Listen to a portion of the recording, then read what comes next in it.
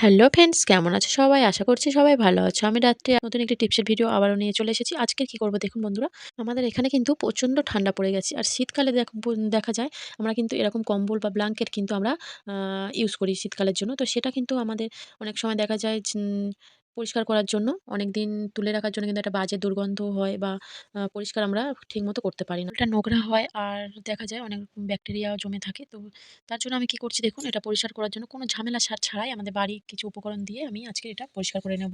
আর দেখুন বন্ধুরা, আমি ১ম এ দিয়ে দিয়েছি ৩ চামচের মতো বেকিং সোডা, যেটা খাওয়ার সোডা।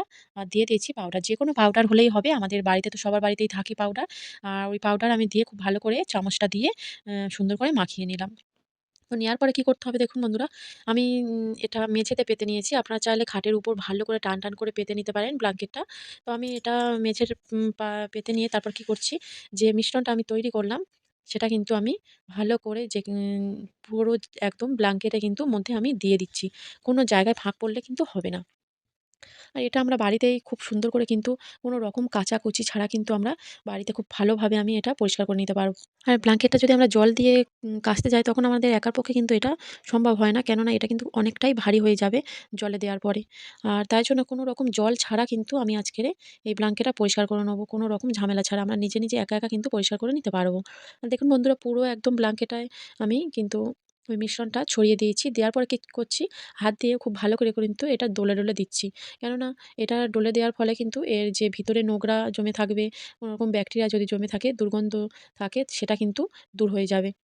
এটা কিন্তু একদম একটু সময় নিয়ে এটা ডলে হাত দিয়ে দিতে হবে। তাড়াহুড়ো করলে হবে না। যেকোনো জায়গায় যদি ফাঁক পড়ে যায়, তখন কিন্তু অনেকটাই অসুবিধা হয়ে যাবে। আর সেখানে কিন্তু পরিষ্কারটা হবে না।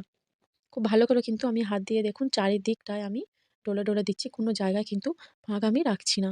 এভাবেও আপনারা বাড়িতে কিন্তু একটু সময় নিয়ে কিন্তু এটা ডলে দিতে হবে।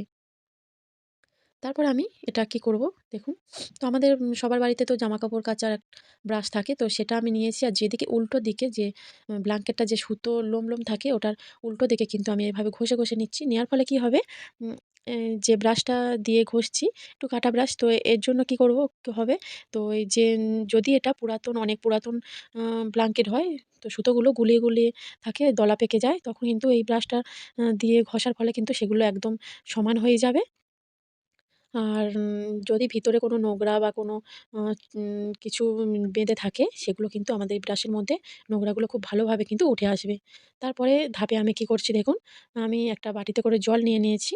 বড় বাটির সাইজে জল নিয়েছি। তার মধ্যে আমি ৳১ দামের একটা শ্যাম্পু দিয়ে দিলাম।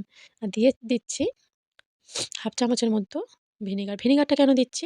ভিনেগারটা দেওয়ার ফলে কিন্তু যদি ব্ল্যাঙ্কেটটা কোনো রকম দাগ হয়, তো সেটা কিন্তু ভিনেগারটা দেওয়ার ফলে কিন্তু উঠে যাবে। তারপরে আমি কি করছি, একটু আমি সেন্ট আমি দিয়ে দিলাম জলের মধ্যে।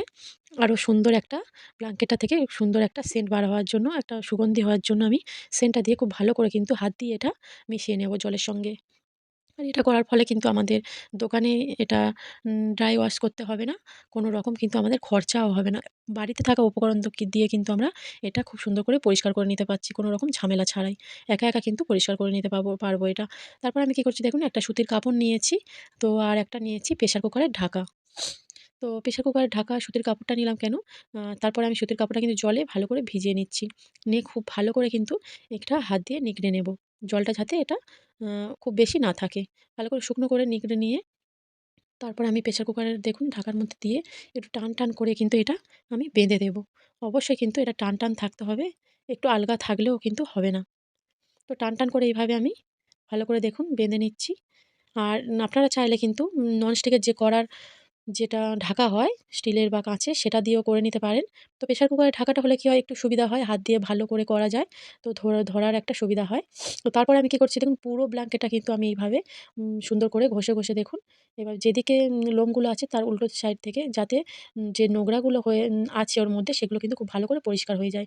আর একটু ডলার পরে কিন্তু আমি আবারও কাপড়টা ভালো করে ভিজিয়ে নিগড়ে এটা প্রেশার কুকারের ঢাকার মধ্যে দিয়ে দেখুন পরিষ্কার করে নিচ্ছি।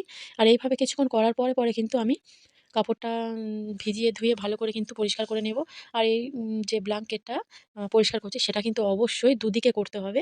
না হলে কিন্তু দুদিকে যে নোংরা পড়বে, দুদিকে নোংরা পড়লে কিন্তু একদিকে করে নিচ্ছি আপনাদের দেখানোর সুবিধার্থে। আমি এটা দুদিকেই করে নেব।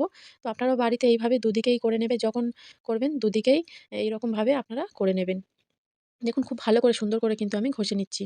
এর ফলে কি হবে যে ভিতরে নোংরা ভাব আছে সেটা উঠে আসবে কাপড়ের মধ্যে। আর জলটা আমি দেখিয়ে দিচ্ছি কতটা কালো হয়ে গেছে, কতটা নোংরা ছিল ব্ল্যাঙ্কেটটার মধ্যে। এইভাবে কিন্তু আপনারা বাড়িতে ব্ল্যাঙ্কেটটা পরিষ্কার করে নিতেই পারেন। দেখুন কতটা নোংরা হয়েছে জলটা।